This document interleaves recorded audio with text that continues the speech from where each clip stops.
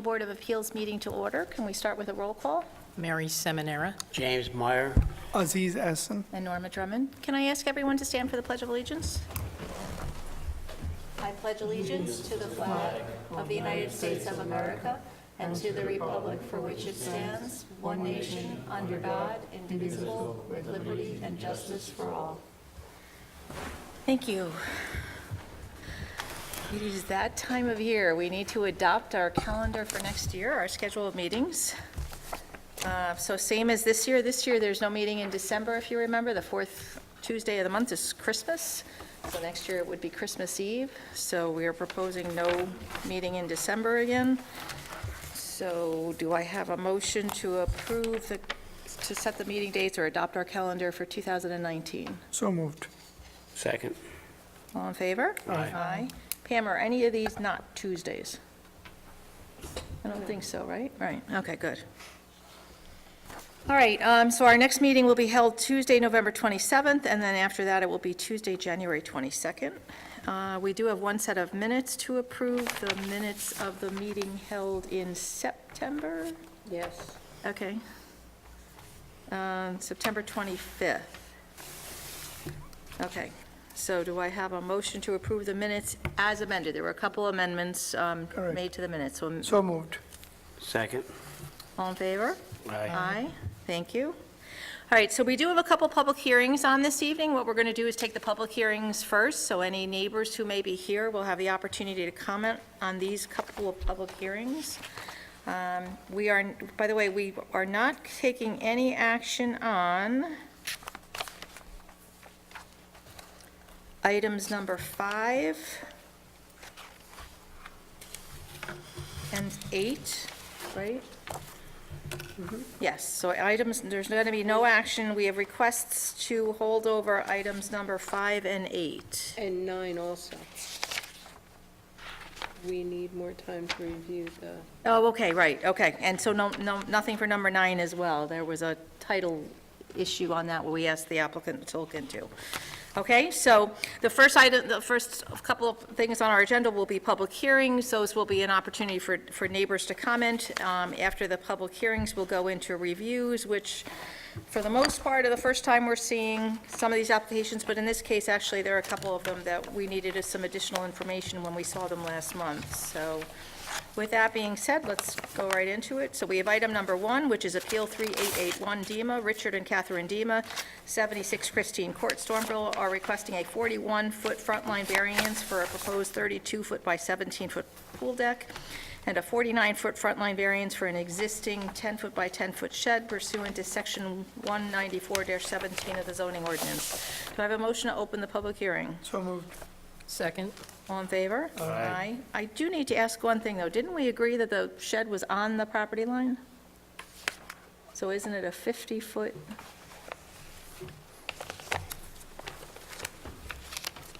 Variance? No, the latest survey is that it's 1 foot in.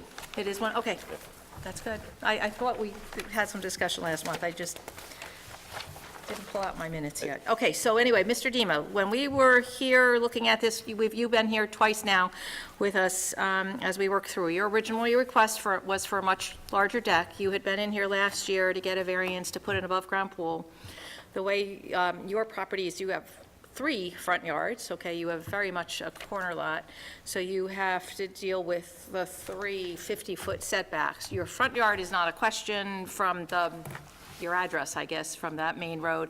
Yes. In fact, your house is set so far back that it really pretty much limited your ability to do much of anything in your backyard. Correct.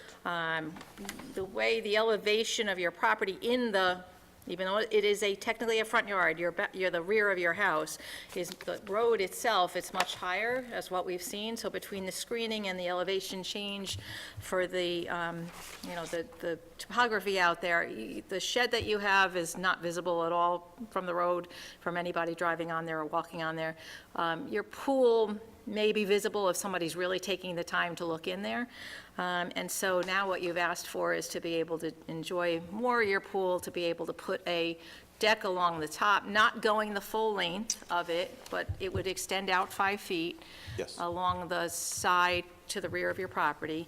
And then it would go out 14 feet, 17 feet? 14 feet, I think it was, right? 14 feet out, off to the one side, which would give you the opportunity to put a lounge chair, a table, something else up there, a pool box.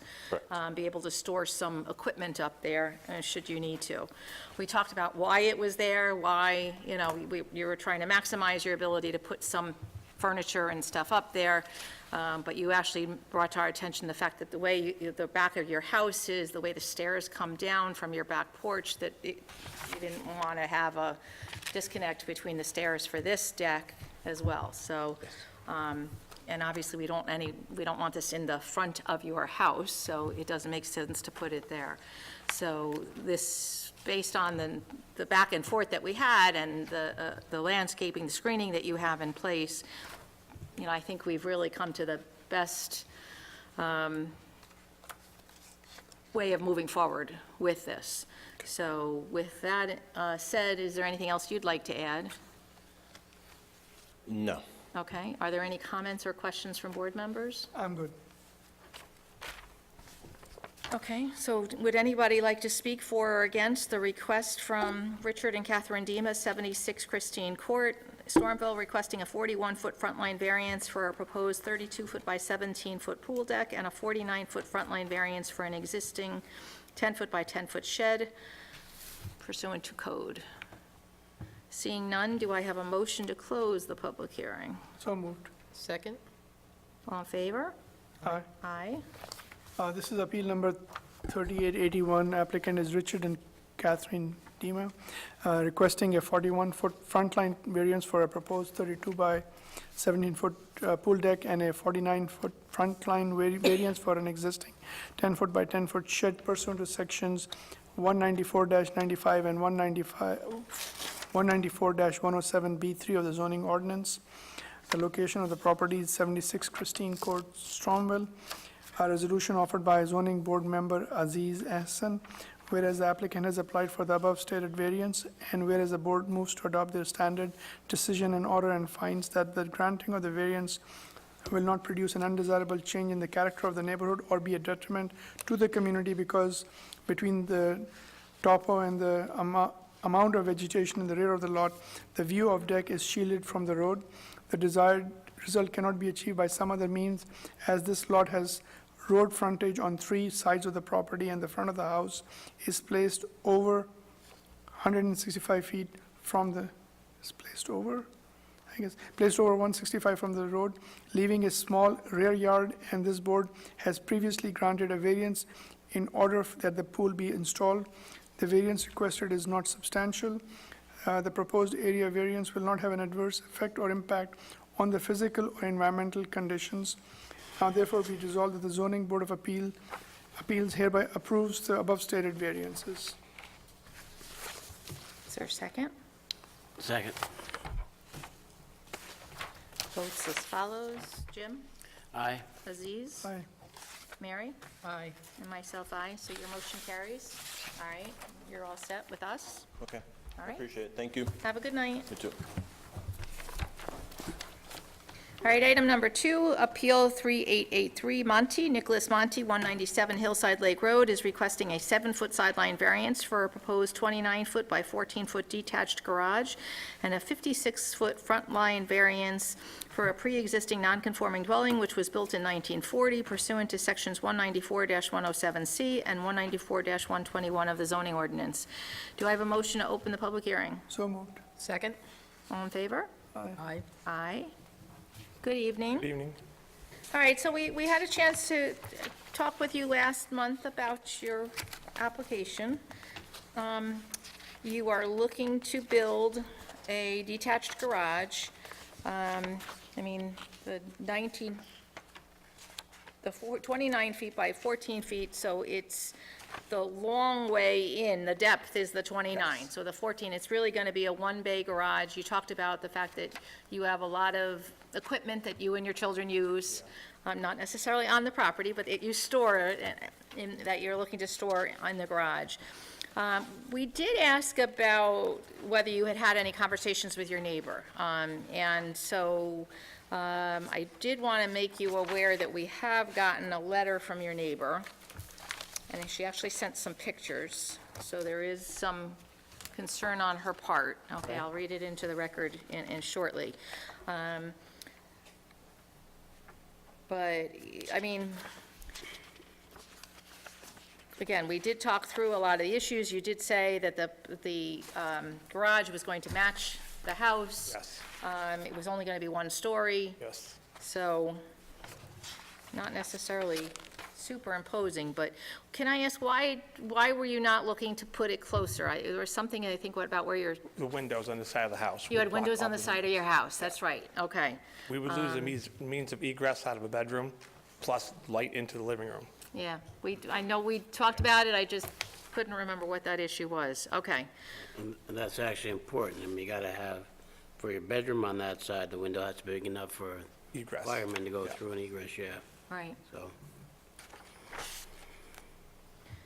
All right, so, comments or questions from board members before I get to the neighbor letter?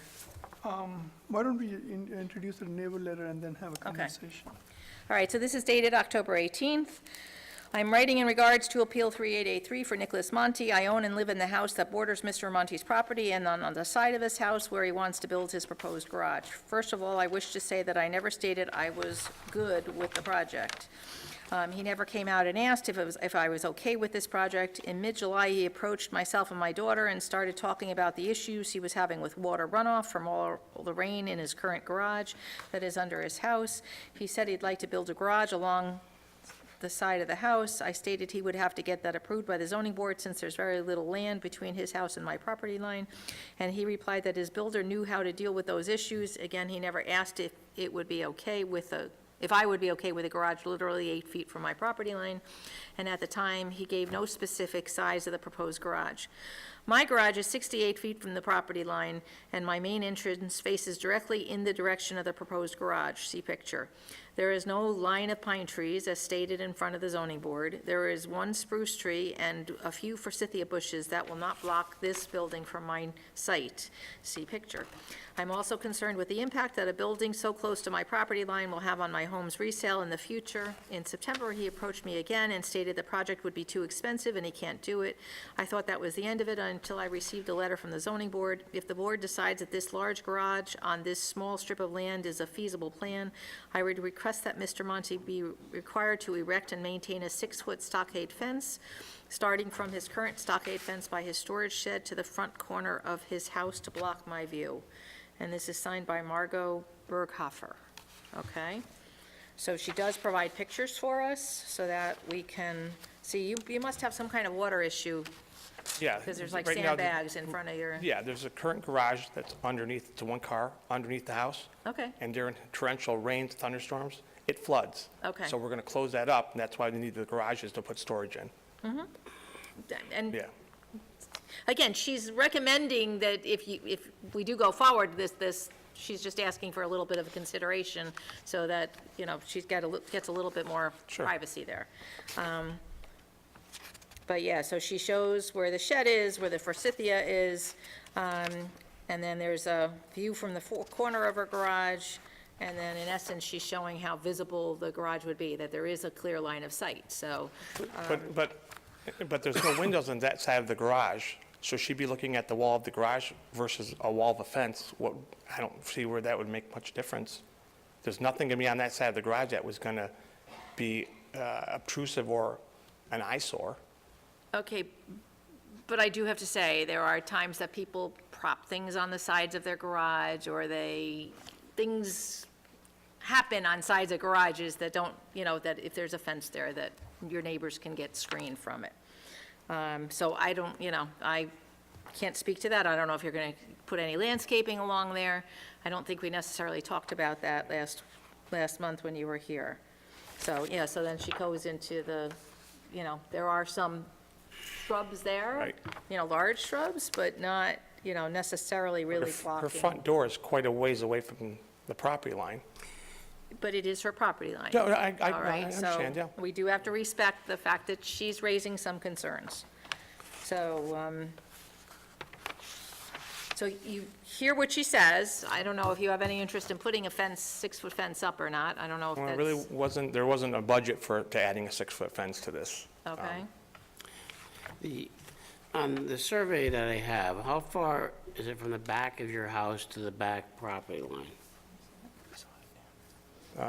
Without looking at it, No, because it's not marked on my copy. But I have one that's... No, it's not. 'Cause you plan on aligning the back of the garage with the back of the house? yes.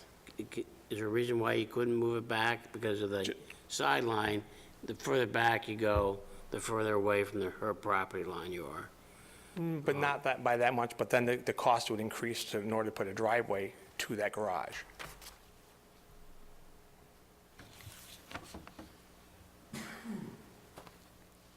It would actually, well, I guess you're already, by having it as far back as you are, it's going to provide you some This 8.5 feet. privacy to your we're saying. deck back there. Yeah. Well, that's enclosed It's an, Yeah, enclosed. porch in the back. okay. Well, again, no, this is Cellar not- entrance deck. no, there's no, Yeah, that's not enclosed. yeah, deck. There's a deck. yeah, that deck is not Oh. enclosed.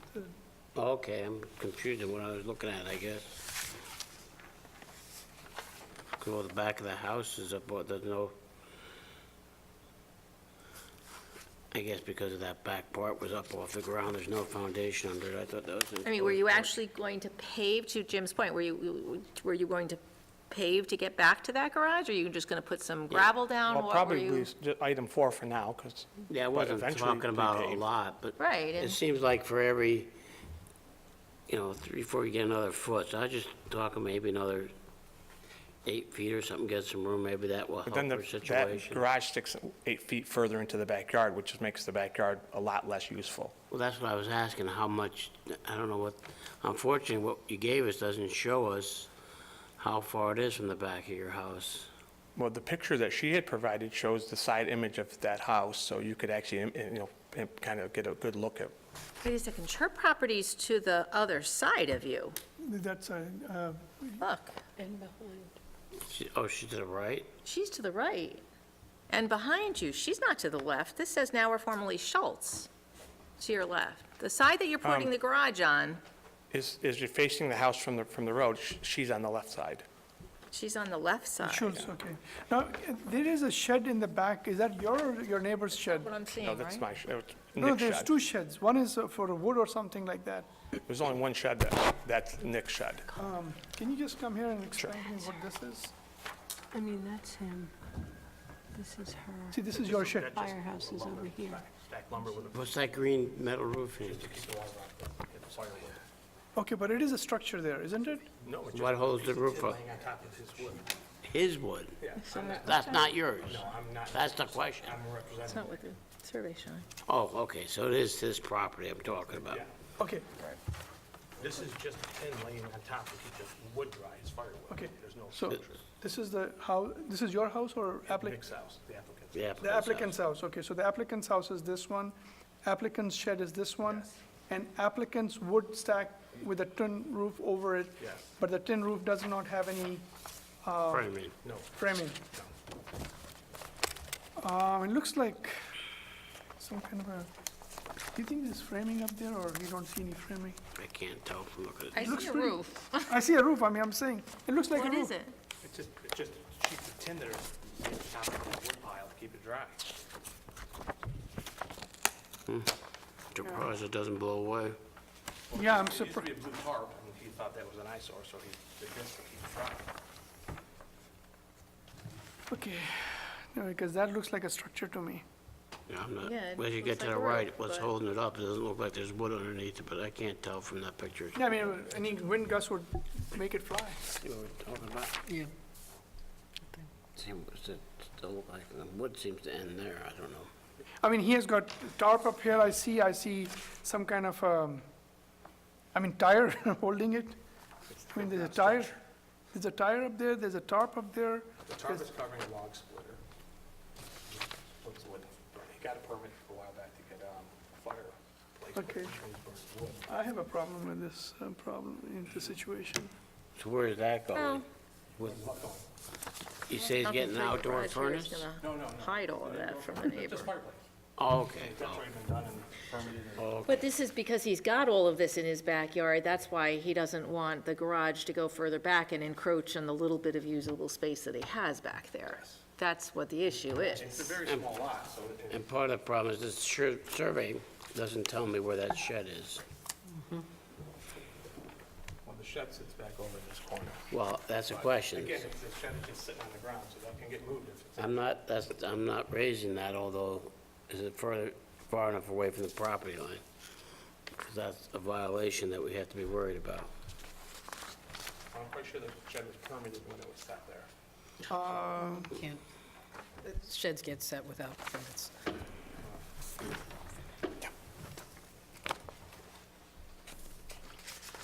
All right, well, the neighbor, I have to be honest, the neighbor raises some concerns, because this is going to be very visible to her, and just seeing what else is going on in that backyard, and honestly, the condition of the house that she's looking at, my confidence in maintenance of this garage is kind of a lesser level than it was a month ago. So, I mean, is he going to redo the side of his house here? That's, He was gonna side that, the side the house and the garage. Okay, can you just go back now? We have the information. Thanks. Yeah, Ms. Does this look like 10 feet by 10 feet shed? Looks like a bigger shed to me. When the inspector went out, he said it was small. yeah, Yeah, I don't Okay. think it's a big we shed. got to rely on the, Okay, I don't think that's a what are the big shed. footings on this back building? I think it'd be 12 by 12, right? It's 144 square feet now. Yes. Oh, it's signed up here on that.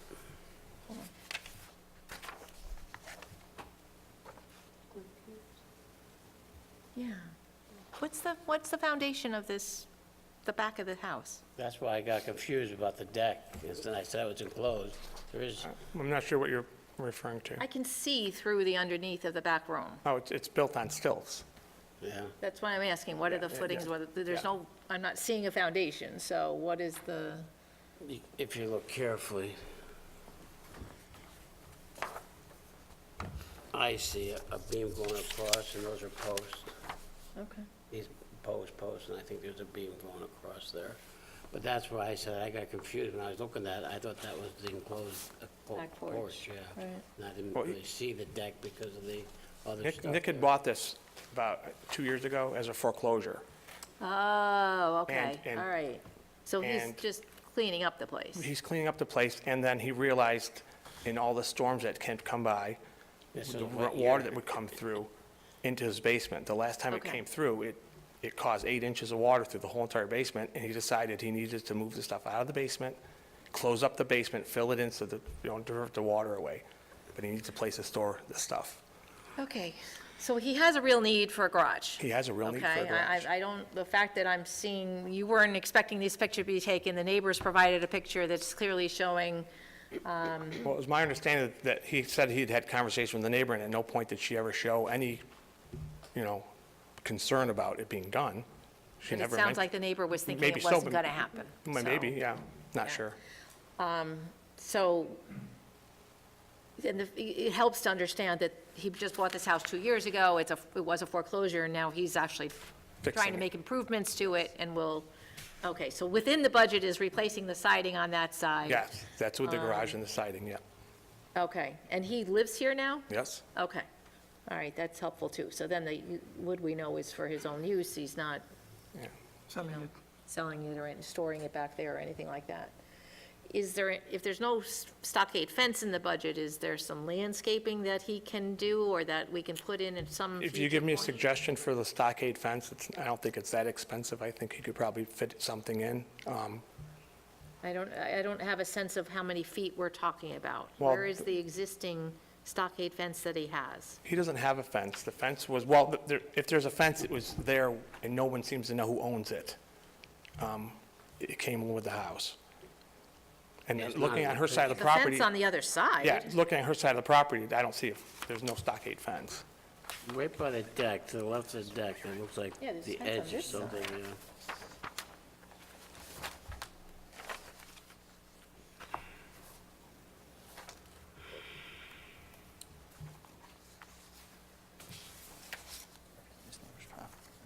Yeah.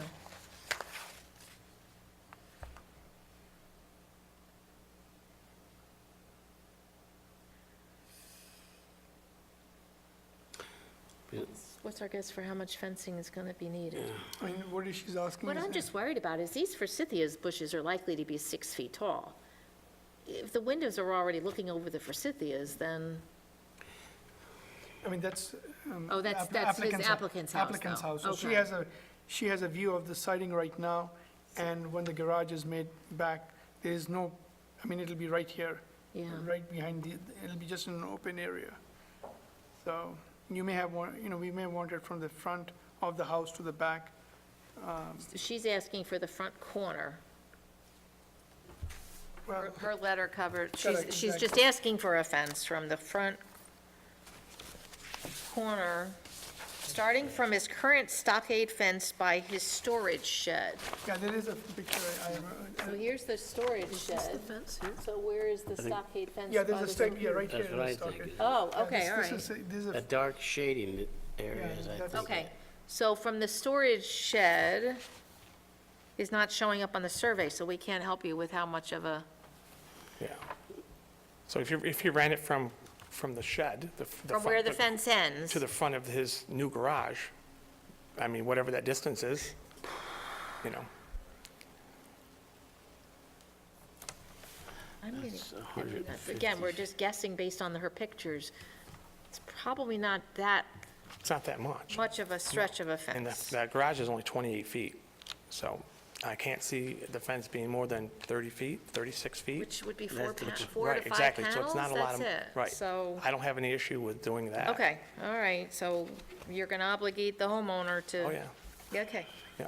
There's actually a big pine tree by the front corner of what the new garage would be. okay, So I would go from that pine tree to his shed where the other fence is. okay, the 6-foot fence, the 6-foot nice fence. side's gotta be toward her, and Right. it's gotta be 2 feet in from the Right, property line. Right, yep. Well, the pine tree, And it can't go in front of his house. It's got to be, It should stop at the front Right, at the line front, of his exactly. house, right? and that seems to be based on the picture where the pine tree is. It's not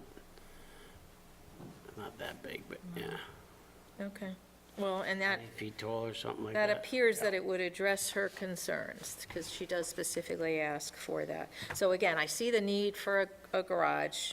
We, when you have a water issue and you've got stuff up there essentially permanently to Yeah. stop any rainstorm, then we obviously. tried grading, and when he first got it, we tried regrading to divert water, and we even tried putting in a dry well, and none of it worked.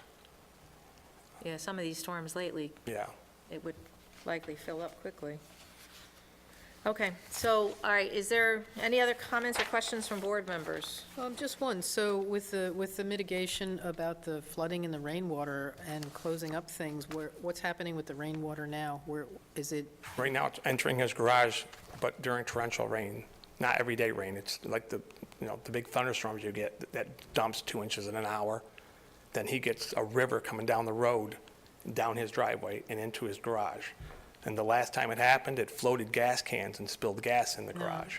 I understand it, so. It was bad. So where's the hope that the water is going to run now? Is it going to continue to run down the street? He's gonna block off the existing garage Yeah, and fill it in with dirt so Okay. that the water will go off to the sides and not, and the new garage sits actually elevated higher.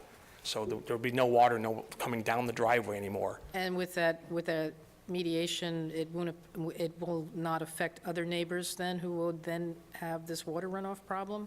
Well, the water will, at that point, the water pretty much will. It's gonna have a place to go, the place ground to will go. absorb it. Is Right. that what the hope is? It's going to get absorbed by the ground? I'm just making sure Yeah, that no, we're I not agree. Yeah. creating a problem for a different neighbor while you're fixing this one. Well, even if it puddles in front of his house, it won't enter his home Okay. and cause problems. Okay.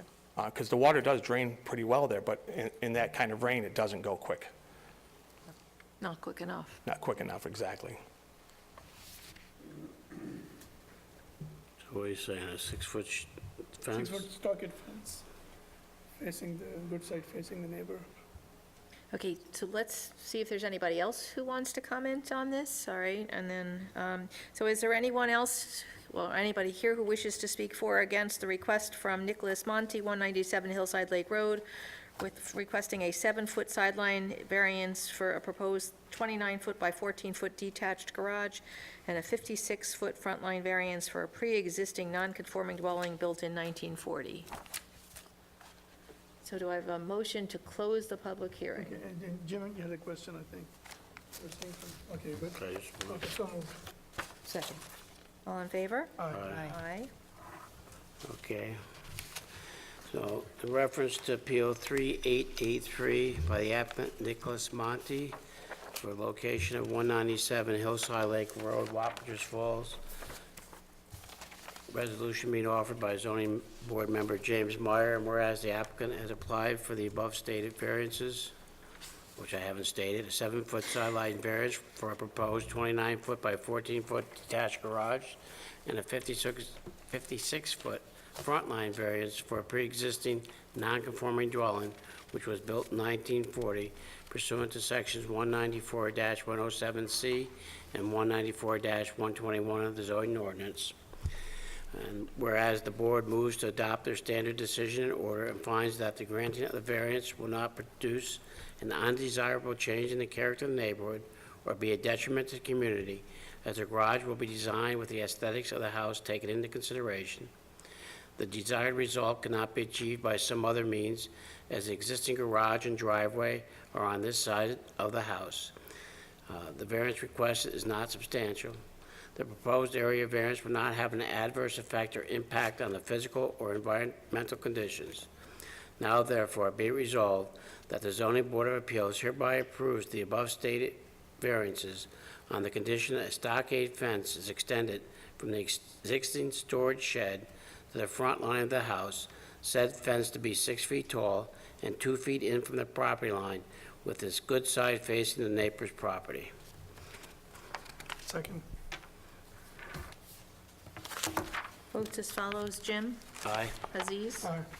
Mary, Aye. and myself, aye. Your motion carries, okay? Thank you. Now you deal with the building department.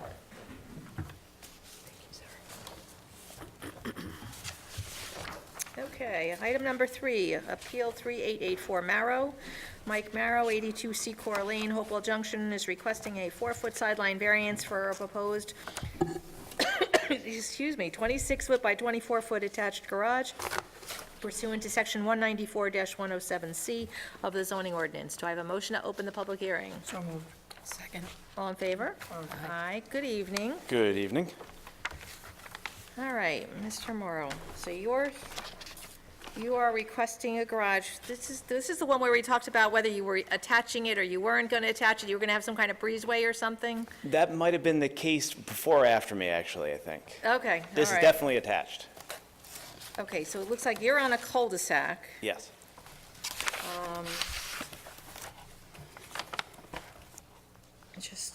Okay. And so you are proposing the garage, I'm not even seeing what side of the house it's going to be on your application. Here, proposed garage, on the left side of your house, okay. So it's 25 feet, so you're putting it so that the back of the house line, the back of the garage is going to line up with the existing house. The front of the garage is going to be just a little bit set back from the front, but you've got a nice walk coming out from your front, so you actually probably want room to be able to park a car and be able to pull into the garage there. Correct. Okay. Does your existing house have a garage? Does. Okay. So this is also, I think, maybe with the gentleman who went before me, I was the one that had the boys with the Oh, the burgeoning motorbikes. motorcycle racing career, right? Sorry, I got them mixed up. That's okay. There's a lot of applications. And 2 full-size vehicles that we don't want to have a bunch of stuff scattered around the yard, so we're kind of running out of space. Okay. Got it. All right. Do you know how far off the jungle gym is from the property line? Oh, gosh. I'd be totally yeah, I'd probably be at least 25 feet.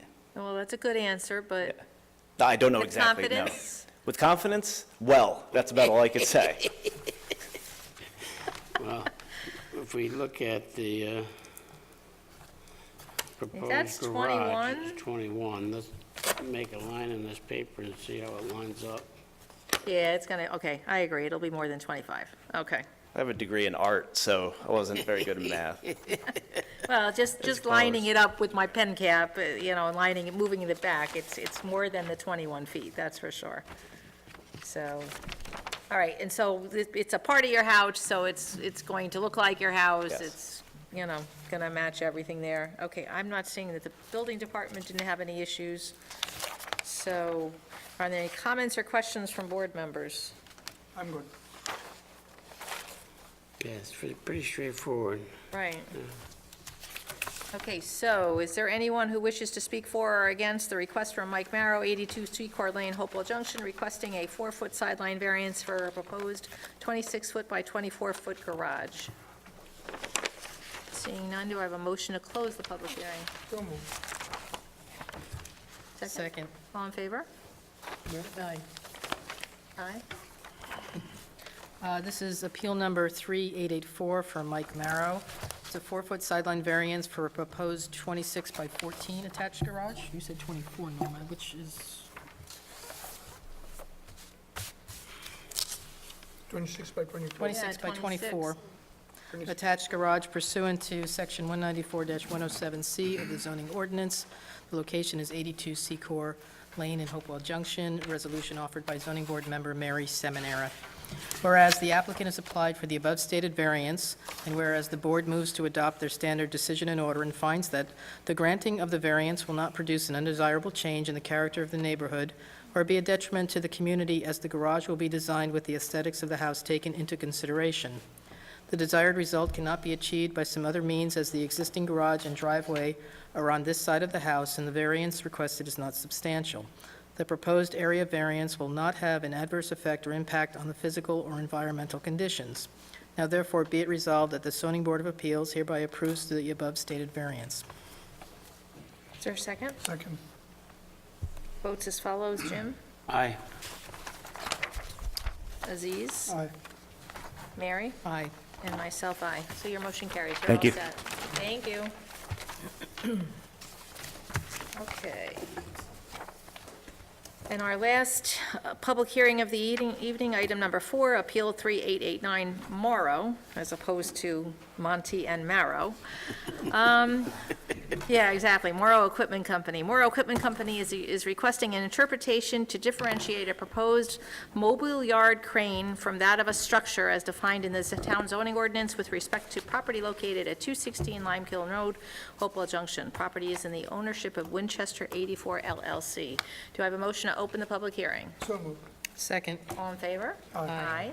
Good evening.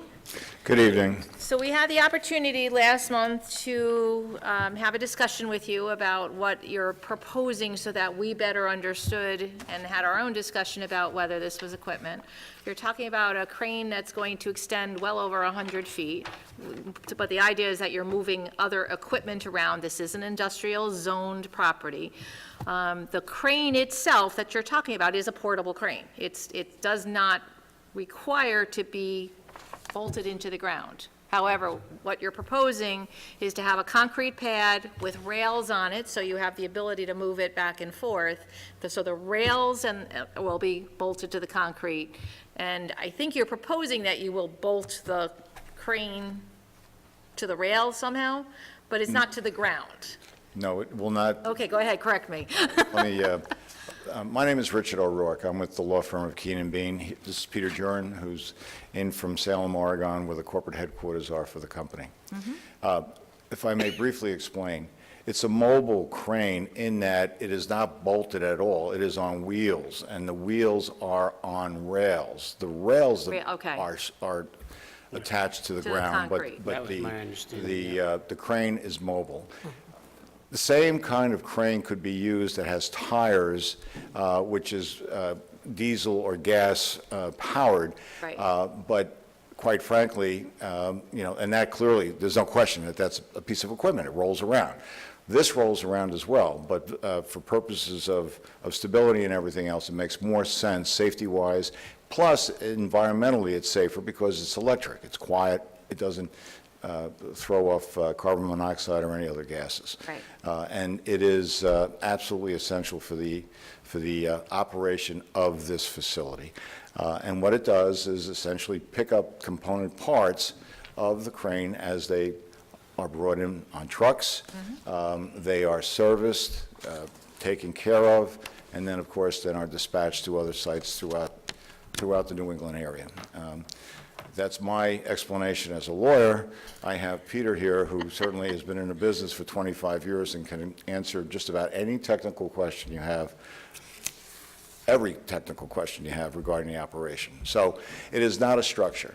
It is not secured. It is mobile. It is considered a piece of equipment. And in fact, there's case law out there that such equipment cannot be taxed as a structure as a building, so under the real property tax law. So it's a piece of equipment. You have a letter that was received from the planner as well as the code enforcement officer stating that they believe that, in fact, this is not a structure, this is a mobile piece of equipment, but they felt that just for absolute certainty, you should have an opportunity to comment on it. Right, and so this board is being asked is for an interpretation of structure. Our previous multiple discussions about structures over the years has been really that it's something that relies on the ground as its base. We've talked about the fact that tree houses are not necessarily structures per se unless they have stairs. So it all depends on, again, the reliance on the ground. So in this case, we're talking about a crane that is in fact mobile and is not relying necessarily to stay in one place, to be, like I said, bolted to the ground or anything like that. So I think I'm pretty clear, but questions from board members? I don't have any questions. Yeah, the materials that were submitted by the attorneys previously were clear. I think it supports that, and I'm not inclined to see it as a structure. Again, I was the one who was asking about the pad and the rails and all the, to sort of differentiate between the mobility of the, I mean, it is in one sense a structure because you have pad and rails bolted, but then you have wheels, mobility of the crane moving back and forth. So there is mobility, but there is also a structure. So, but again, it was mentioned that in the review portion that it can be dismantled, it can be moved. So therefore, when you talk about a structure which has a foundation and stays in one place, then that is a structure. But this particular concept or I mean, I was going to call it a structure, but it's not a structure. Yeah. So I was looking for another word. But Equipment. this equipment has mobility, has a base, but at least it can be moved around. So I guess it's in the gray area, and so therefore, I'm going to be more inclined with my colleagues to call it an equipment as opposed to a fixed structure. Yeah, I don't see, as far as it being on rails, yeah, the rails have to be attached to ground, but if they had to put in a special, let's call it a concrete runway to support the weight of this crane, again, that wouldn't be a structure, that would just be something for the piece of equipment to move on, so I don't see a big distinction in my mind between those two ideas. Mary, anything? Yeah, I don't see this as a structure. It doesn't seem to apply. So we do have to open it up for comment if anybody else in the audience wishes to add to that. So if anybody wishes to comment on whether a mobile yard crane would be included in the definition of a structure, we'd appreciate the comments. Richard and the gentleman, if we could step back, because there's somebody who would like to comment. If you don't mind, come on up. And when you're done your comments, and for anybody else that wishes to comment, there is a clipboard at the end of the table, just so you could write your name there so we can get it for the minutes. Thank you. I'm Mario Velarde. I'd like to know where this property is in relationship to 7 Donovan Drive, and does it already exist? Because I've not seen an equipment yard. Second, the safety of the unit, because a 100-foot crane with some of the weather we've been having, if it needs rails, is that just for movement, or is that for stability in bad weather? And is this going to be an eyesore, because I'm investing a fair amount of money into a media center on this building that I bought recently. So I'd like to know, is this going to be visible to the street? Okay, for the record, I just want to make sure, for the record, that I did do a site visit, and this particular property is right behind the carpool lot on Lime Kiln Road, and currently it is being used as a brush dropping center for the town of East Fishkill. So that's the location, which will change from brush. I don't know if the brush drop-off is going to continue, but that's basically the location. And so for your purposes, it's at the intersection of Interstate 84 and Lime Kiln at the south east corner. Okay. Well, I'm not sure where Darrell Road is, yeah. I don't know. Donovan Drive. Donovan, I'm sorry, yeah. It's the next road. yeah, it's the next road down. The brush center is not particularly beautiful either, so, but will this be contained within fencing and something of that nature? And the 100-foot crane is going to be always visible? I mean, I don't think it's going to be mobile. Okay, if you understand, the zoning board's role in this is only an interpretation of whether this is a structure or not. The applicant and the business will still need site plan approval, so they're still going to have to go to the planning board, and that's the appropriate board that would actually consider what's the site going to look like, how's it going to operate, any hours of operation, what the crane, whether it's going to be a special color or not, things of that nature. We have to limit our discussion here really to only whether it is a structure or not. So what does the town board definition of a structure, what is it? Something that has to be attached to the ground and relies I can on read the it in. ground Yeah. for a structure. We can have the Yep. attorney read it in. So I can read into the record. So it's in section 194.3 of the Town of East Fishkill Code. And it's any man-made building or thing that is constructed or erected, whether of natural, man-made, or processed materials, the use of which requires location on or below the ground or attachment to something having location on the ground. Structures are not permitted in buffer areas. So the concrete part is a structure with rails. Concrete is a structure, Concrete, correct. But okay. again, the concrete, as he explained to us last month, was really so that it functions more smoothly, and it actually defines the area and keeps it cleaner, as opposed to being a requirement of its operation. And I guess there's a distinction there, the concrete, but you don't get a building permit if you pave your blacktop driveway. Now, they're going to have to go, as the chair recognizes or mentioned to you, they're going to have to go through site plan approval. And they've made some mention, I mean, this is a tall crane. It was mentioned, I don't know, it was 145, maybe taller feet when it's fully erect. But there's other structures as tall as that in the area. If you stop to think about it, there's a water tower over on the side of IBM's property and that kind of stuff. But that all has to be reviewed by the town board. All right. Thank you. If you don't mind, if you could sign your name on the clipboard? Thank you. Anybody else? We had a person, gentleman. Is it- I Somebody in think, the back? okay. Do I have a motion to close the Okay, public again, hearing? just want to verify that there's nobody else who wants to speak for or against the application? Okay, yeah, because I had seen a hand in the back, but Okay, so do I have a motion to close the public hearing? So so moved. Second. Second. Okay. All in favor? Aye. So, This is, okay, you want to read it? whatever you want to do, I don't Okay, care. why don't you go ahead? Appeal number 3889 by Morrow Equipment Company LLC, looking for an interpretation of Section 194-3 as it relates to a proposed yard crane located, to be located, 216 Lime Kiln Road, Hopewell Junction. Whereas the applicant, Morrow Equipment Company LLC, or Morrow, applied to the Zoning Board of Appeals as the contract vendee for the purchase of real property in the town of East Fishkill located at 216 Lime Kiln Road, Hopewell Junction, currently owned by Winchester 84 LLC, for an interpretation of the code of the town of East Fishkill, zoning ordinance to differentiate its proposed crane as described infra from a structure as defined in section 194.3 of the zoning ordinance.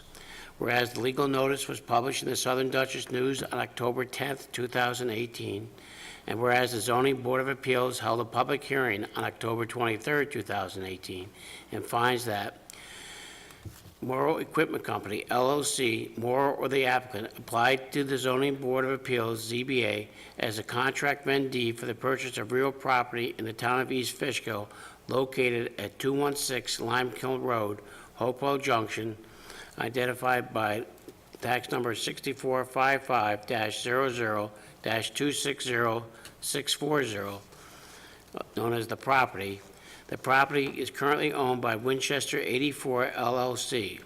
Morrow's application was for an interpretation of the code of the town of East Fishkill zoning ordinance to differentiate its proposed yard crane as described infra from a structure as defined in section 194-3 of the zoning ordinance.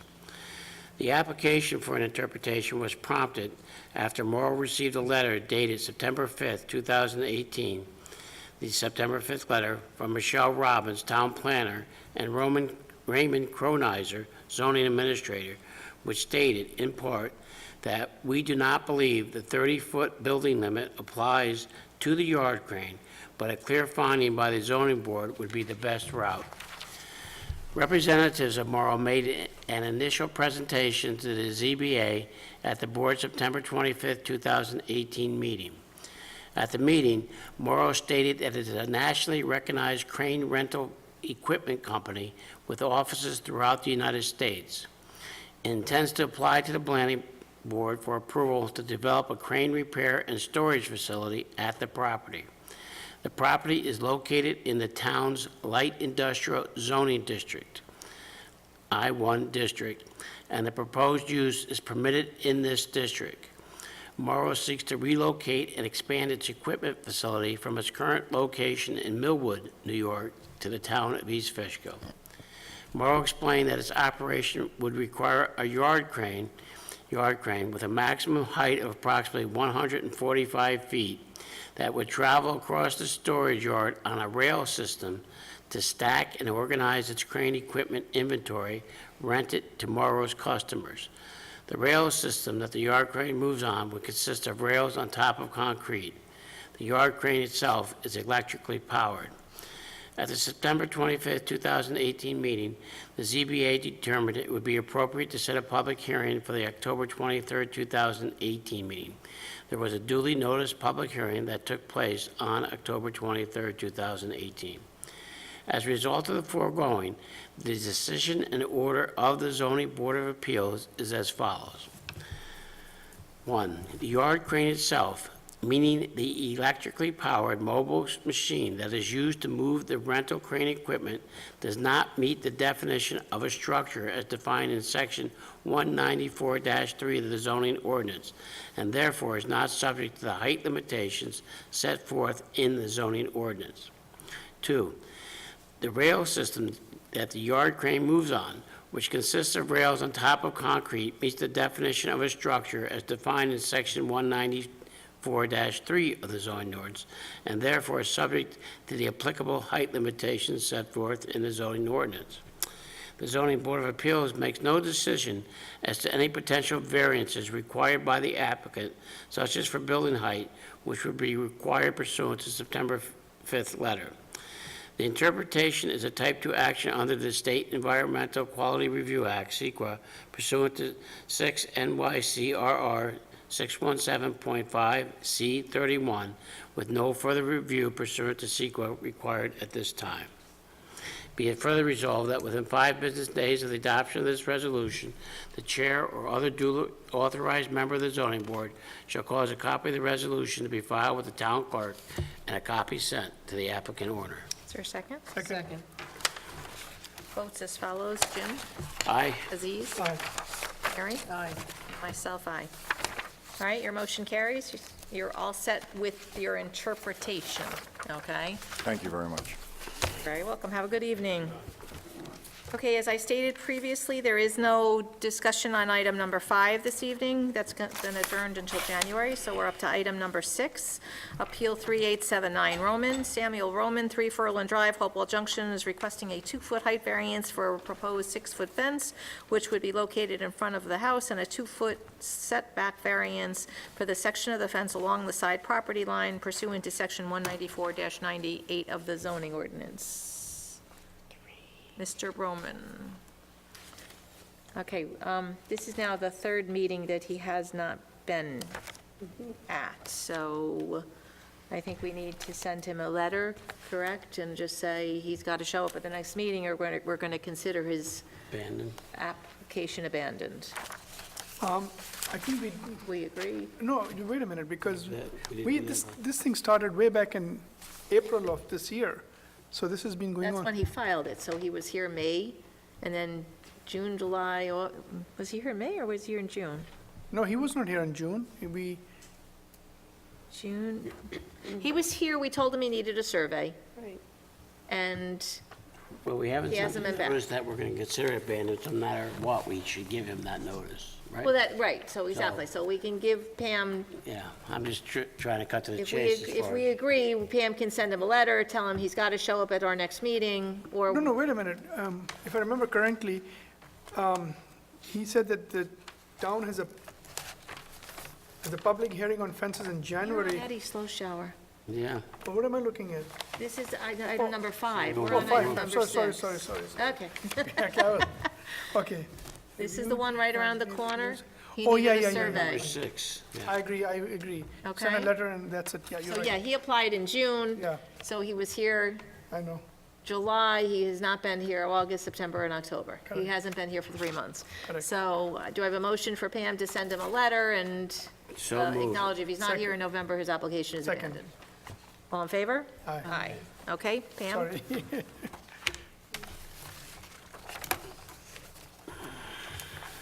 Pam to send letter.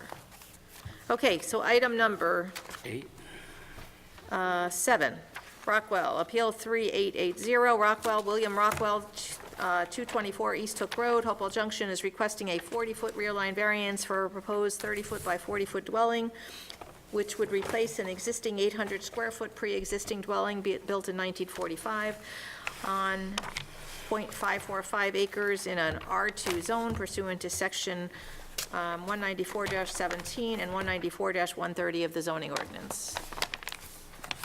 Mr. Rockwell. Okay, Mr. Rockwell hasn't been here same letter?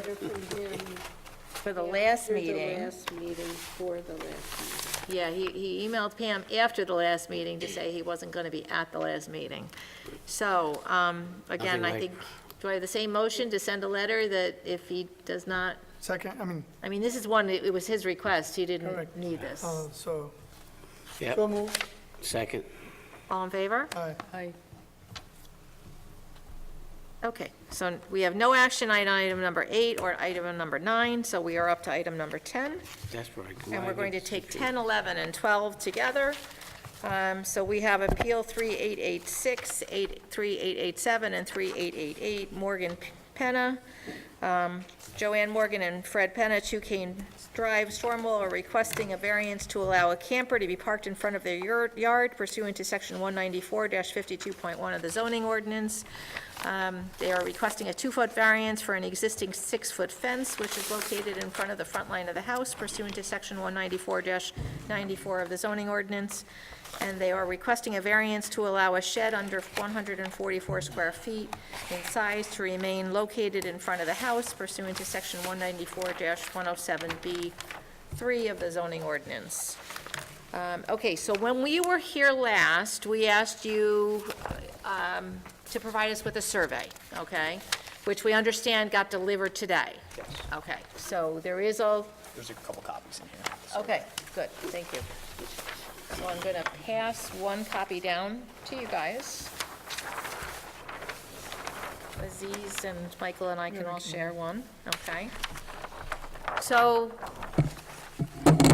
one of the first things we notice, and I need my glasses to read this, that's for sure.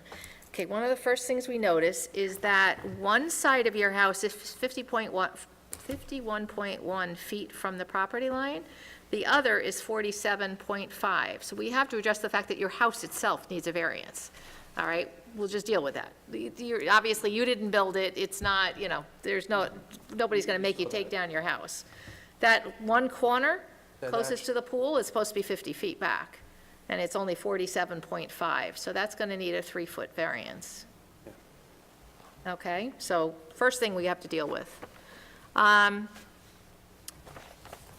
Your pool is only 47 feet from the property line. So your pool is in the front of your house. Well, we reviewed that with the surveyor, but it was placed in accordance with the permit that was given for the pool. What was requested by the building department for the building of the pool was that it would not precede the front of the house. And it is. Laid out. Well, the problem was that this was from the building department, this survey from Right, but the, that- right, and then these numbers are very different than that. It's the old, If you It's the project, surveyors can't agree problem? Well, this is from Nice. the building department. Well, can I see that? and Right, what but you're it's referring your to? obligation to provide a survey to the building department as opposed to the building department providing you with what they have on record. right, so the layout of the pool was laid out if you project the front of the house. it Yeah, I will think be that's the behind. problem. Right. So we laid it out according to what we agreed on with the building department under the permit.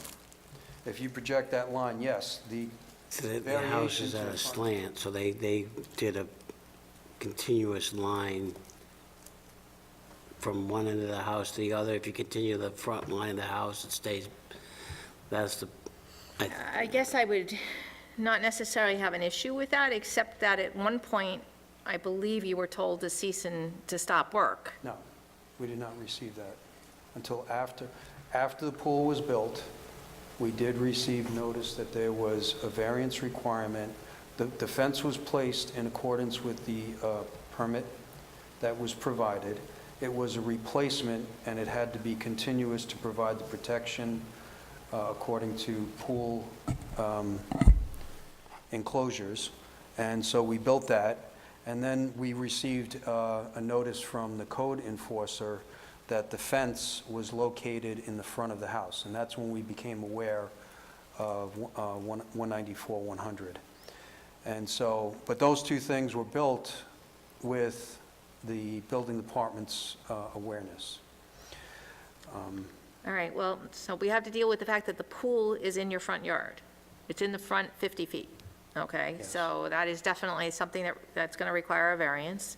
You have a lean-to, an open wood lean-to in the back, That's just where we stack wood. I built something to just cover it so it stays dry. okay, but it's a structure? It's a frame, It's on the ground? You just heard our last discussion? not attached to the ground. It's I what? could move it, I could pull that back. It's about 1.5 feet. well, it's located on the ground, just like your sheds are. I mean, your sheds could be sitting on cinder blocks. I could that's pull that considered- up 1.5 feet, or I could bring that to the 15 Okay, foot. but- But it's not a shed, Got it's just to multiple cover. Yeah, that's the problem, we have 3 sheds. Yeah, you so have, need- in essence, if we're going to count this as a shed, you have 3 sheds. Well, that's where I would say it's not a shed. It has no sides to So it. then it's a structure and it requires 25 feet in. So you're going to want to call it a shed. I could almost remove it. Again, it was just to cover the wood. People cover it with tarps and. I'm going to be honest, I'd rather have a lean-to than a tin roof. Yeah, and or a tarp. All right, I after thought- the I picture thought it we just actually saw, looked nicer. you're actually, so, Yeah, I just want to see what you're referring to. I don't know if I had that already. but Yeah, that's a the other different- issue is the jungle gym is supposed to be 25 feet in. That we weren't aware of. We didn't receive notice. But of that's that. I think the 21.6 is to the railroad tie border, Yes. which has a really strange configuration to it. So I'm kind of wondering, is there more to the jungle gym equipment itself? No? Okay, because Just- it's not going to require it just the railroad tie border. It's why the jagged, Because there's gigantic boulders all over the property, and it actually goes around I the figured there boulder. was some reason there, okay? That's all, that's what I'm asking. So we don't need it for the railroad ties, that's just you're just decorating it, okay? Yeah. The jungle gym equipment, I'm gonna All these take a leap of faith that it's more than 4 feet in from Yeah. that railroad tie. Yes, So I think we're okay then with the jungle gym equipment. Okay. Okay? So I'm not gonna worry about that. So the question, Pam, is does the wood deck in the back at 34.4 feet, does that need a variance? If that's their short side, it only has to be 25 feet, If it's their rear yard? if it's the short side. Because the corner lot has 350s, and both roads have to be 50. Okay? So I So- don't know, They have another side. So does this have to be 50, or are we okay with 25? well, on their foundation location, the rear is 45. So we're going to presume Which this is is the less than shorter 50. side, yes. Okay, so we're going to leave the deck. We're not going to worry about the deck. Okay, so then we get to, you were going to, you see that there's a right-of-way here, or your property from where the roadway is to where, That was a surprise as well. okay, so you understand when we said that you're the 50 feet that you were trying to tell us last week for where you were parking the RV was going to be the, Yeah, and the shed and everything else. You don't give us a measurement for the shed in from Keene Drive. The boulder on the right side of the boulder, if you're looking, the right side of the boulder is about 60 feet scaled. This is a 1/20 drawing. Interesting. If you scale it off, it's about 60 feet to Well, the, if I'm looking at the 142 to your house and I go about halfway, it's going to be 70 feet. That's going to be probably right before the A. I don't So have, I'd be shocked if right before the A to the boulder is 60 feet. That's probably going to be 71 feet if I go halfway with the 142. I don't have a ruler with me. Well, yeah, but just, I don't know that anybody I thought I has. scaled off about 60 feet to where the camper is. I don't have my ruler. You want me to get a scale? Do you have one, Pam? Well, because I'm assuming, about 3 inches. Each finger segment is about an inch. If I was just,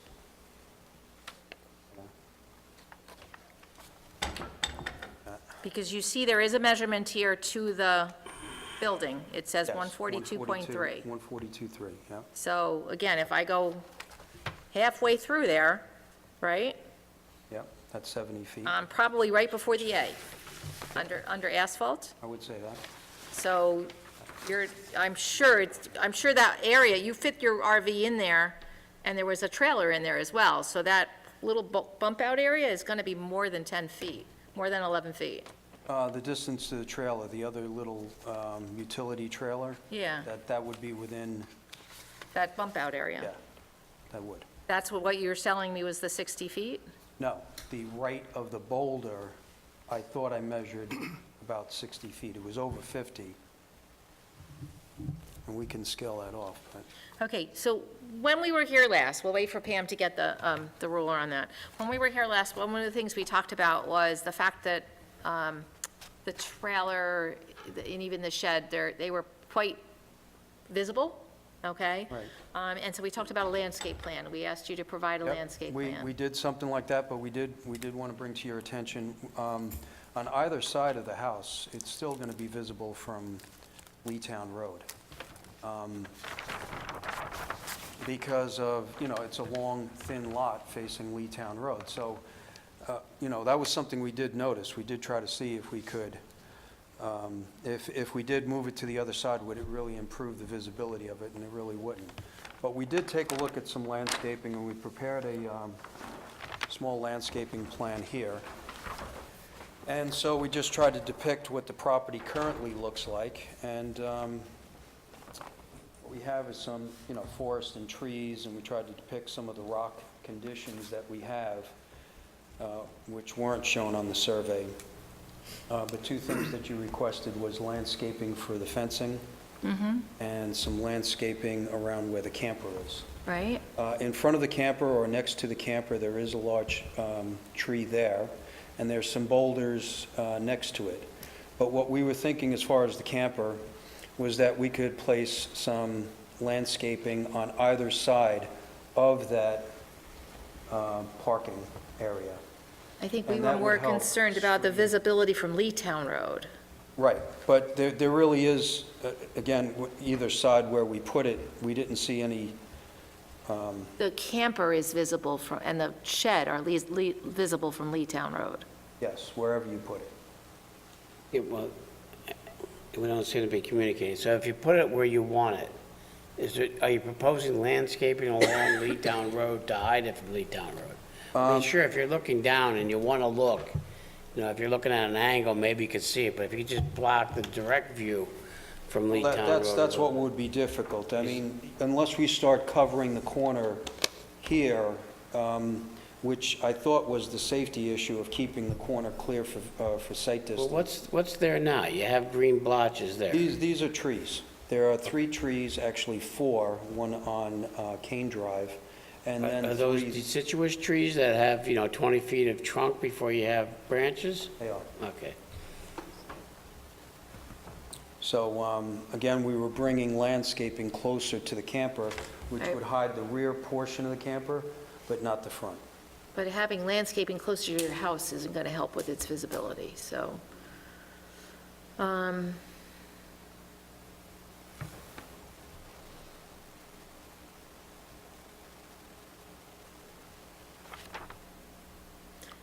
We did talk about having it on the other side of your driveway, but we talked about the fact that that would be potentially impactful to your ability to turn the camper around in the Yes. driveway. So not necessarily along the driveway, but perhaps a couple of feet out from the driveway, if you felt the sight distance on Leetown Road was going to be an issue with putting landscaping along the road.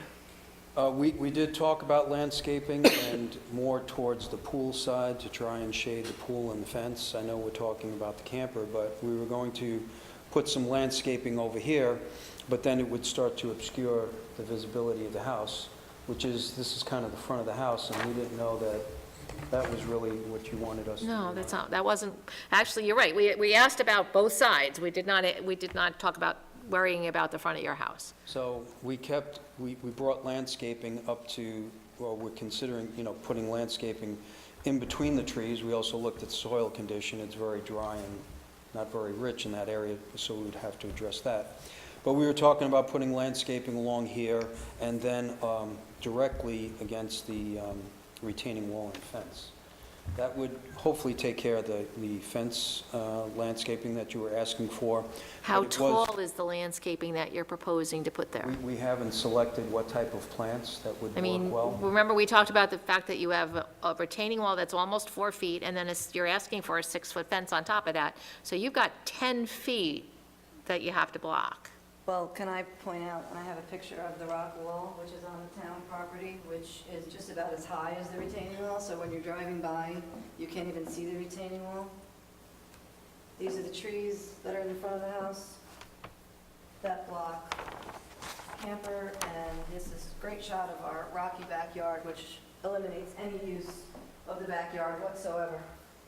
So when the code, the corner code, again, I know I showed this last time, when the corner code takes from the foundation here and from the foundation here, and I put it in red to show for all of us to know and understand the corner lot. The red indication on the property, I don't know what percentage of the property, I mean, to me, I calculated it. it's about almost 75% of the property. This is all rock. There's a picture I just gave you that we can't even get anything behind the deck because there's enormous boulders. So we really are asking for some sort of relief here of this code, which has basically limited any use of the property. In fact, you told me yourself when I came up, Pam, for the variance, that the only thing that we can do here is plant bushes. So we are willing to plant bushes so that we can keep our camper on our property, because there's really not a whole lot else that a corner lot is really able to do, to be perfectly honest with you. I'm not disagreeing with you. Okay. I agree with you, frankly, It's very upsetting. Okay. okay, but, oh, well, And the survey There are that we- lots like this in town, I understand, okay? and And this when- was your when we- choice for this Correct. lot, so, We do, but we also presented the discussion that the rear of the house actually should extend there. You're right. If it goes to 50 feet, that would be within the 50-foot yard requirement. your 60-foot measurement was pretty much correct. So it looks like 60 feet goes to the side of the boulder closest to the house. So, we were wondering if it's still requiring a variance, but if the variance is required, we were proposing landscaping, but in order to hide the camper almost on any portion of the property is impossible. And I think that's the point that we were trying to make here, is that we have looked at how else could we best shade it, but because the entire property is so visible from Leetown, there is almost no location on the property that we can screen it, other than try to screen it along this part. If we start screening it along here, we're going to be interfering with sight distance coming to the corner, and also interfering with the front of the property, which we thought that, you would want to at least continue to see the front entrance of the property from Leetown. So we kept the screening here and here, but we limited the screening to around the camper as best as possible. That was what we had tried to work out. Correct. Yeah. I mean, I think something needs to be done with your retaining wall and your fence. I mean, to say that the retaining wall is blocked by the rock wall is, I don't find appropriate. If you're driving in a car and you're looking from a seat, driver's seat or passenger seat, you can clearly look over that rock wall. You hold the camera down, yeah, you can make the rock wall block anything, I guess.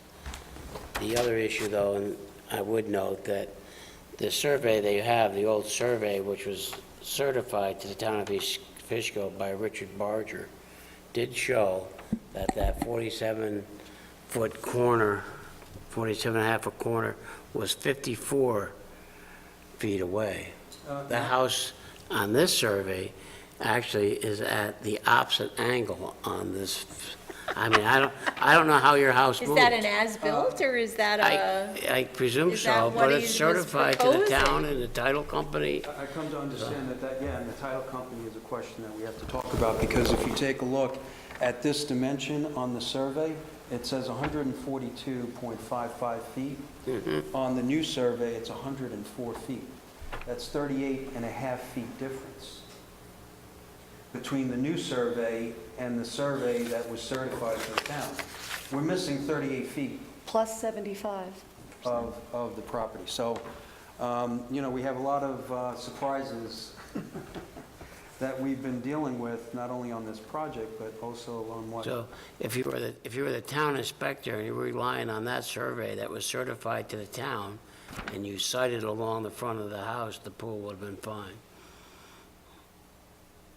And we did keep that, again, when the building department came out and talked to us about the project, the one direction that he was very firm about was... Can you Can't hear speak that? closer to the microphone? Yeah. The one direction from the building department prior to the construction of the pool was that it should not exceed the face of the house. And so that was the direction that was given to the contractor, and he did hold that pretty well. And Do you know that's- when your house was, your CO? 1978. 78. When in 1978 is like, I'm not the original owner, I don't know. There- okay. there- So you there's a don't know when the marking. original CO was issued? There are two markings, two dates on there, November. Yeah, I know. One would have been when he actually went and did the survey, one was when he produced the survey. So that's why but the house was built in 78, so. I believe Because it doesn't so. say it's an as-built, so that's why Yeah. I'm just curious whether that was built as part of a planning board approval, or if it was actually I'm not sure. like a plot plan kind of thing. Because the way it's handwritten on there, the 54.5 is, You want this subdivision Right. map? although, So- again, 1978, it could What very we did well be the receive way from it was Beatty and done. Watson Norma, was this is a... part of their building permit for the house. It's part of the building permit. Yeah. Okay, so it's 'Cause I not the just pulled this as-built, off it was tonight. this is Okay. the survey that was done before, so they actually just didn't put your house in the right place, according to what they said in the building permit. That's what the issue is. So now what does that mean for us? We have to deal with we have to give you a variance for your house, for your existing house, for that corner. because it wasn't built in accordance with the survey as projected, okay? Do we know the steps, by the way? Those steps are part of the house? Yes. So do we know how the length of, the distance to the steps to the property line? No, that wasn't on the survey. Just the corners of the house. That's like a 4x4. Well, you can go and you can measure that and come back with that measurement for the next public hearing or whatever we're going to do. So that we can certainly subtract, get an idea Has to of be the... advertised accordingly also. Right, we want to be sure that we're getting it correct, so you don't Yeah. have to worry about this Okay, I wasn't at some thinking of point in the that. yeah. future when you go to sell your house. Let's just, They can call that in, right? yeah, they can call that in. Okay. But it's not just the landing on the top, it's the stairs themselves. So what's the actual, Measurement of that if it's porch. concrete stairs, what's the distance out from the house so that we know, again, we have a measurement, well, actually, we don't have a measurement in that part of the house, but we got a 4-foot difference from, in the 2.5 inches. Yeah, it's exactly 2.5 inches That's amazing. though, from side of the house to 442 side of the house. 104. Yeah, So about halfway through, so you're probably looking there, it's going to be 49 feet. and because that's got to be smaller back then. Starting with, so 49 feet, we were already less than the 50, but you just got to tell us what the distance of the stairs, from the house to the bottom of the stairs, The please. total length there? Okay? All right, so Together. it's very clear to us that you have large boulders on the property. Your ability to move the camper around to other parts of the property is very limited. I don't think any of us question that. Makes sense to me, 38. This is like 38. No, it's here. Look at 30. I guess just, I don't think that we've gotten the landscape plan that I think we were hoping 16, for. but this is narrower To than show, this, So maybe this is a mistake.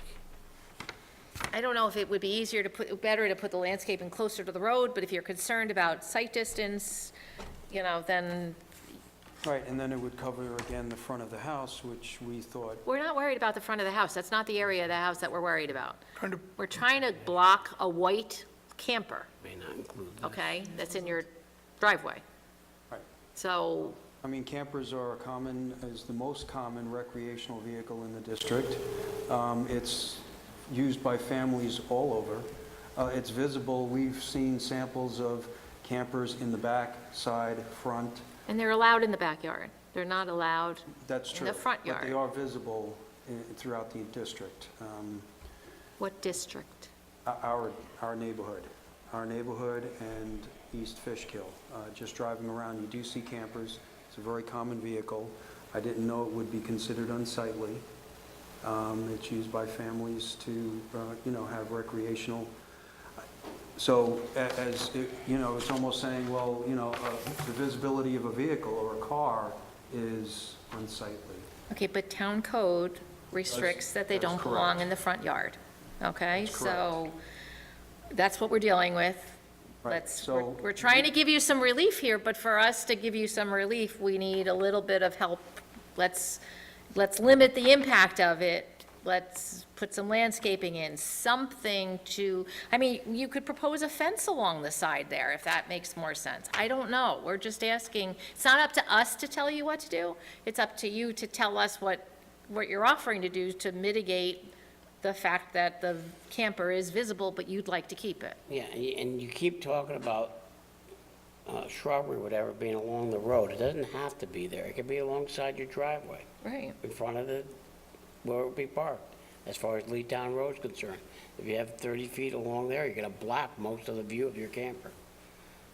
Every time we mean talk along about this it, you side? point, yeah, whenever you talk about it, you point, well, where are we gonna put landscaping along here? Why is not just there? Do something. Well, because that's driven almost all the time. Anything that's very close to that would be blocking the use or the ability to bring the camper. But you're not gonna drive on your yard. Yeah, we do. You drive on your yard to get the Pull the camper camper in. in and out, we do. So that was one of the, it's not that we haven't looked at it, we did. We tried to consider how we can conceal it without... And what's the ground like here? Can you go in through that way and disconnect and go back out? I don't know. Because we're racking our brains trying to give you suggestions, and all we get is, well, we can't do that, we can't do this, so. What's the length of your camper? It's a 23-foot. 23 foot, okay. And how tall is it?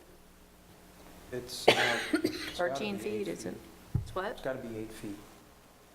I would imagine it's 8 feet tall. Okay. I mean, inside, when you stand inside it, It's 6 foot. Well, no, it's 6'5" or 6'7". But it's off the ground. And then it's So it's that's probably right, at it least has 9 wheels, feet tall. So it's going to be another 2 foot, so it's got to be 8, 8.5 8 and a feet. half to 9. 8, 9.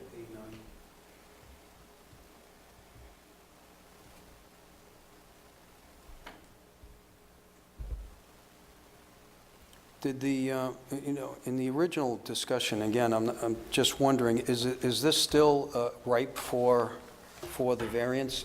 In the original discussion, the question was, the rear portion of the property extends, and this is where, this picture of what we were told is considered the front yard, as opposed to what, and we had requested a definition on this, as opposed to what the 50-foot yard requirement is supposed to be. So we've already had the discussion, we already gave you the interpretation of the front yard. It did. It said you have to see attachment 3, which I did, and it says a 50-foot yard. The 50-foot yard is, No structures belong in the 50-foot yard. well, clear space. No structures, that's That's your true. setback. The 50-foot camper's is not only a a setback. setback. That's not the definition of the front yard. That's the setback requirement in the front yard. Right. So if your front yard could be whatever, 300 feet deep, but it's still your front yard, you can't, if something's allowed in the front yard, you can't be within the setback requirement. So really that's saying how far a house has to be away from the road for most lots. I mean, if you have a 10-acre lot, some of this becomes moot, I guess, because you're not really worried about that if you put your house in the middle of the lot. But it's still your front yard, even if you're 500 feet away from the road. Your 500, the front yard is your front yard. It's not, your front yard is not limited to 50 feet. Right, and that's a good point, because then when you take a look, the front yard is the facing of the front house. 100 permits the selection of the front of the house by the owner. Yes. At the back of the Correct. house by the owner. But that doesn't mean that, So then that would define that this green space here is the rear of the house, requiring a 50-foot setback from you know, I understand what you're trying to do, but no, Right, that but- interpretation is not correct. And the reason why I think that would be the correct interpretation of it is, again, to keep a 50-foot clear on both sides, to keep the sight distance required, because the primary reason in the code is for safe movement of traffic and pedestrians.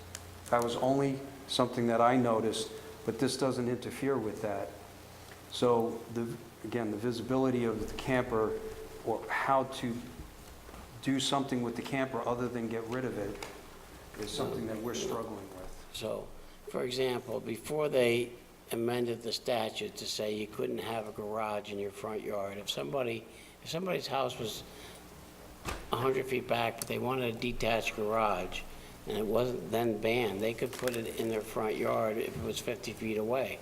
It was in the front yard. So again, the 50-foot requirement is only a setback. That doesn't get rid of your obligation in terms of a corner lot that you have 2 front yards. Right. So your red diagram is the correct interpretation, and you can't put anything within 50 feet. Now, the problem we have now is you're asking to put something that's banned in a front yard in the front yard. We actually have 2 issues. One, maybe not totally your fault, but you have the issue with where the pool is, and then you also have the issue of wanting to put in your camper. So we're discussing this with you. We're trying to make suggestions as to some things that could be done. And you can't keep just saying no and arguing with us, because we can put this on for a public hearing, you can present it, and we're going to make a decision. This purpose is to give you some guidance as how to get through this process. We And just can't we keep saying no. certainly appreciate that. So Again, we presented landscaping that I think might be satisfactory to everyone regarding the fence. I didn't see height to it. Okay, so the selection, okay, so... You've got a very white visible fence that's, if the, This is not for pool? nothing, if the pool is 47 feet, the measurement of the fence is only 26 feet away from your property line. Correct, so we were requesting a 23-foot variance for the fence. Okay, I'm still not understanding why you need a 6-foot fence there. All right? Privacy. You can get privacy from, because as you mentioned, you're already 4 feet up, so you can get privacy from 4 feet. You're in the pool 4 feet, so the 4 feet up is going to get you that. But you've got 10 feet there with that with the 6-foot fence to block, in essence, gonna be because you're only that. 26 feet from the property line. So most people are gonna see, unless, you're Shaquille O'Neal or something, all they're gonna see is your head. Right? And if you're laying down sunning yourself or anything, a 4-foot fence is gonna completely shield you. If you're in the pool, you're completely shielded by a 4-foot fence. So,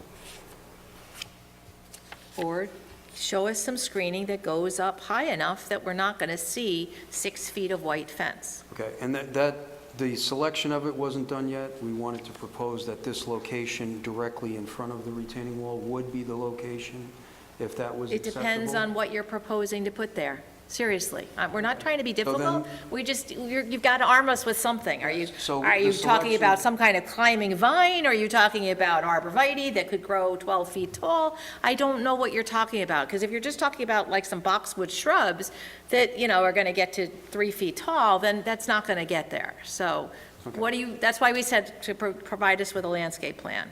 All right. What are you proposing so that we're not seeing, anybody driving by is not seeing a wall of white?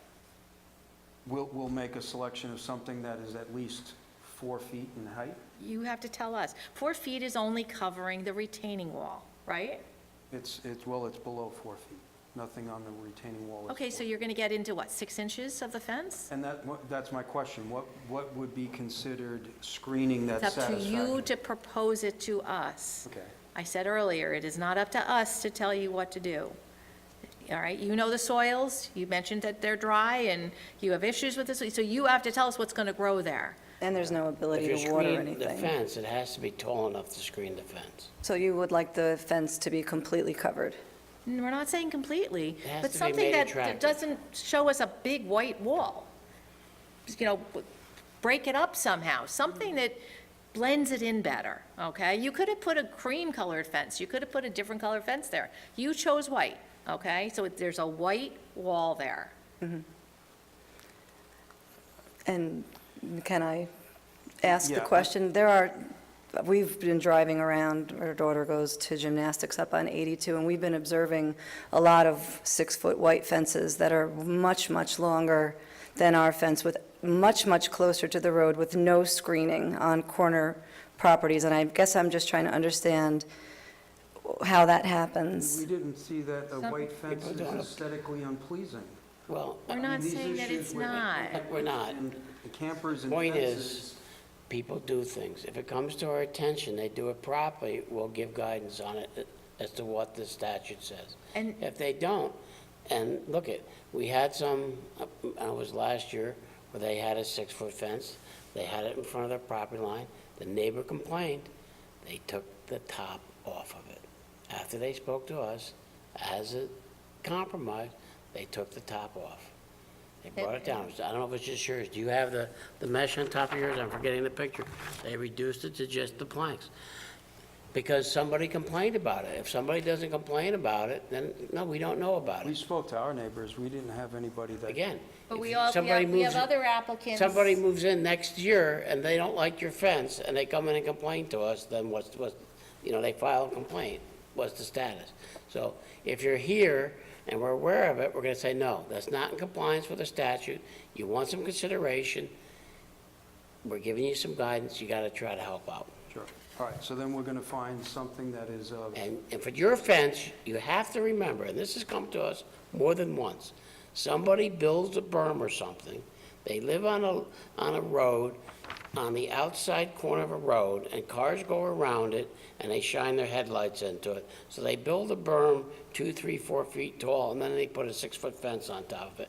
No, when you do that, your fence is not 6 feet tall.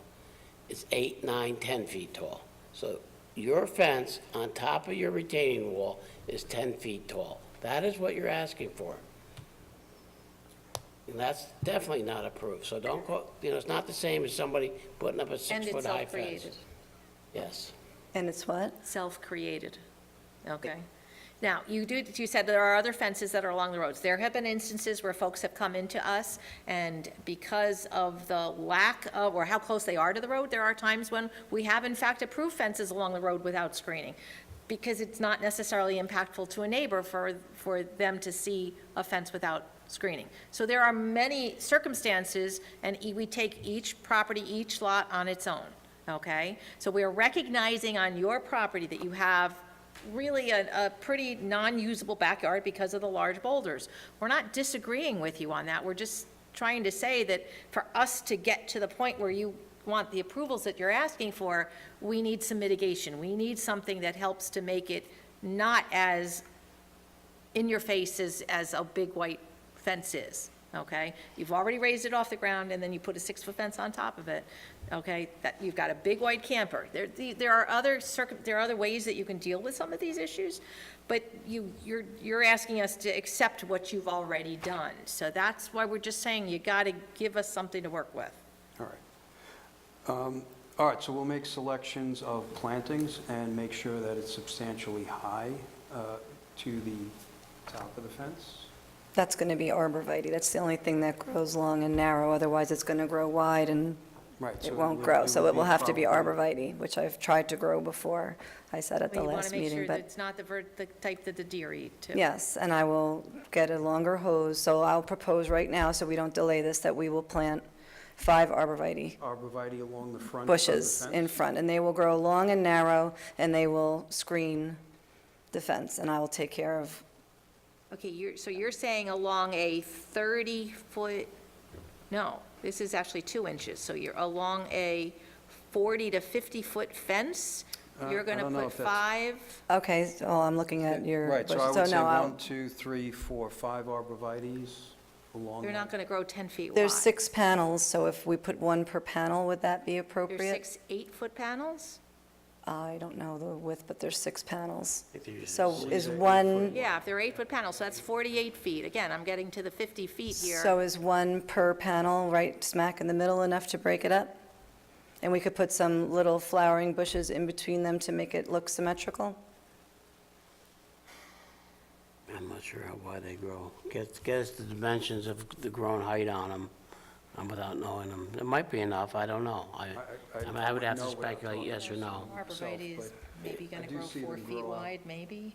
They grow Depending pretty on the wide. variation. And they grow high, and then we could put some other plantings in between them to make it look a little more symmetrical And and then you have to colorful. think, if you're getting that high on your arborvitae, you don't need a 6-foot high fence for privacy. If you do it with landscaping, a lot of your privacy concerns. Is there any code for a corner lot that allots for any kind of privacy for the homeowner at all? Is privacy in any of the codes that we would have on our small area that we are able to use, that we could be afforded some privacy to not have people see us in the pool? Do you know if there's a code for that? You can put a 4-foot high fence. Again, I'm you fi- put I'm up a 5'9". retaining wall, you put up a retaining wall that I'm not sure whether it's 4 feet, 3 feet, I don't know, and then you're putting something on top of that. And You you've gotta gotta- add the two together. You have to add the two together. Right, well, But hold on, on top of that, you brought that patio out 20 feet Yeah. from your, Whoa. so you We brought brought that it- we- retaining wall 20 feet closer to the property line. no, we brought it As- to where the fence was originally. The original fence that we got a permit for was at that And the fence location. was how tall It that was you had a 6-foot permit for? fence. So we only replaced it. The only thing we did, or I did, was suggest that we could have wrapped the pool with a deck and put a 6-foot fence on that. Or we would have did what I did, which was level it around the pool, because again, the pool wasn't supposed to be at that elevation. So it caused complication because it was supposed to be at ground level at that elevation, and when he placed the pool, it was about 2 feet higher at that location. So I leveled it out with the retaining wall. So on one side, it is at 0 elevation, on the other side, it is 3 feet higher. So we weren't trying to make a 9-foot fence, we were only trying to make a 6-foot fence. My point is, your 6-foot fence could have been 46 feet in, not 26 feet in. But that would be right next to the pool. You built that patio. Right, but that's where the That would have permit, gotten you privacy. Again, Okay, so that's why I'm just saying, we've got some self-created issues here that you're asking us to help mitigate. So And you have if- to tell us what you're proposing to do. and when you sit here and you listen and we read the decisions, you know in the decisions, it refers to whether or not it was self-created. and that's why I explained, we only put it where the original fence was. Now, the retaining wall on top of that does change, and I understand that and appreciate that. But Yeah. we didn't come out any further with the fence without the understanding of the building department. We didn't take that initiative on our own. I don't know. Okay, Yeah, I don't know whether, I think we're going around and around in circles at this point. Yeah. So we're still waiting for a landscape plan. Okay. Arborvitae's, is that, That's what I would propose would be Arborvitae's. tall You're and proposing thin. arborvitae's in front of the pool. I don't know what you're proposing around the RV. We need a landscape plan. We want to be able to attach to our decision a landscape plan that the building department then knows what to expect. All right? I think it's really important that you've got a survey now, you can put it out on here. Please, let's give us something that your neighbors have an opportunity to look at. How are they going to comment on, maybe you're going to put some 5 arborvitae's in or something like that? We got to be able to let them see what it is that you're proposing. okay. We do have a better sense of what you're looking at for the retaining wall and fence. Do we have anything that we could talk about around the camper? I haven't Along- heard anything that, That Yeah, makes I mean, sense. It's both sides of Nope. the camper, but not in the front, because then again, we're obstructing the front view of the house. Again, we're not, talking- again, you you've keep got talking. 45 feet to work with. Correct. I mean, again, as it has been mentioned, if you put some kind of a screening where you said asphalt drive to block the view, or at least partially block the view of your camper, something that might be okay. But again, you keep bringing it in front of the house. We're not talking about the front of the house, we're talking about the side of the house. So whether the screening is in front of the pool or in front of the camper, you'll have to make a decision. And you have a huge front area that you can use. So yes, the asphalt drive area, you can bring those screening shrubbery or whatever halfway between the Leetown Road and the asphalt drive. You have a whole bunch of area that you can work with. Unless your septic is there, I don't know what you No, got septic where. is on this side, on the, Right in the middle of the lawn, Past. you're saying? well, no. Again, past- you have a whole We're area. not telling you where. Okay. We're just saying you've got 45 feet there to work with. Okay. All right, so we'll make some suggestion of screening along the camper side. And, I mean, Kane Drive, too. If you're at your driveway, you see that camper. So, we're not asking you to block site distance, we haven't heard anything that does block it, but, Pipe found, all right? and that's where he puts it All right, on. thank you. See you next month. That's a difference. Oh, and then before I forget, make sure that you provide us with the. stairs. The concrete step dimensions. Yes. Because you need a variance for that also. Okay, thank you. Wait, we need a variance for the stairs? Survey back to. They just have to include it because Old it was how survey, it he was finds a pipe But we don't need here, to get a and variance but for they it? said a new one over there. We do or we don't? We need to get a variance for the front steps? Yes. How did that happen? They found a pipe Okay. on Yeah. a survey, where is it, I can't see it Yeah. now. It says here. pipe found. Down here, and now it's over there. And pick, Did you need something else, or I no? thought you No. were, No, we're just- just commenting on something you see Surveys. on your survey, that's all. It's way too common that we see discrepancies in surveys, it's a little mind-boggling, I don't know, you would think that it's always the same. It's one surprise after another. Thank you. sure.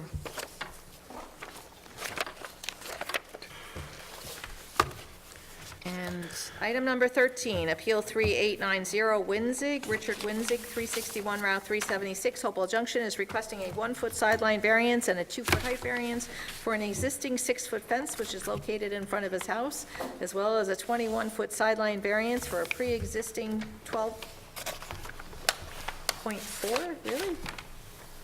12.4 by 22.5? Oh, that's the dimensions of the garage. Yeah. Got it, okay. Detached garage built in 1900 pursuant to sections 10498 and 194-107C of the zoning ordinance. Can we change it from 12.4 to 13 by 23? Please. Thereabouts. I don't want to, yeah, I know. So, Mr. Winzig, this is the first time we're seeing your application. Yep. So if you don't mind taking us through what you proposed here. You heard what we said about 6-foot fencing, so I don't know if you're proposing any landscaping or anything like that, but, Fence is up there now, right? I need a variance because it's not 2 foot off the property line. oh, that's what the issue is. It's only 1.5 feet away approximately. Privacy fence, the ones right near the road to the face of the house is 4 foot, and then from the, Can you go talk to the mic? huh? Talk into the microphone, please. Thank you. Okay, so you have a post and rail fence that's 4 feet in the front of your Yeah. house? To the front of the house. To the, right, and And then from the front of the house, all the way 150 feet, you have a stockade a fence. 6-foot fence, yeah. The others may want to see these pictures, so this is the building department's report, so we actually have some pictures. Oh, you have it there, okay. Oh, okay. Yeah, there's, nope, here, so take a look. There's a post and rail fence in the front, and then it takes it to the stockade fence. So the stockade fence begins with the front of the house, but the issue is that it's not 2 feet in from the property line. When was Right. the fence put in? 10 years ago, So it's been there for 10 years? yeah. And your neighbor hasn't objected to that, it being No. there? It's, we just need to clean up the issue with the property? Yeah, so it's a matter of 7 inches, Yes, it is. yeah. He had a building permit for it, and it showed that it was going to be 2 feet in. Oh, But I'm guessing the installer just Yes, didn't it does. do that. you had a permit issued in 2008, so yes, this was done 10 years ago with a permit. Yeah. And I thought the permit was closed Never out, Closed out, right, but it wasn't. right, that's what the issue is. And so when you submitted for the permit, you said you were going to bring it in 2 feet from the property line, Right, yeah. but that And never... the reason that I didn't put it 2 foot from the property line is because the fence is so close to the garage. So the garage, Oh, okay, I see that. Well, so you've got some another landscape- 7 inches would really close up that space to get by. Okay, again, they're gonna wanna see this picture. He's got a garage in the rear of his driveway all the way back, and so it is really close there. That's the only spot. Motion to, Yeah, I see what you've done here, so, I mean, I Maybe- don't maybe we have should any have curved it a objection little. to it. No. motion to advertise? Is there a second? Didn't you just say it? No, I just said motion. He said it. You said a second. A second? Second, fine. All in favor? I don't need to hear what's going on up there because I can't. We're gonna set you up for a public hearing. We understand why this was done as you did it, so. Pam's gonna give you your instructions. You have to put a sign at your front house so that your neighbors know that you're here for a variance, okay? And then we'll see you next month for the public I'll hearing. get the instructions from her. Pam will give you your instructions, Okay. okay? We're good to go? No, you have to get it right now.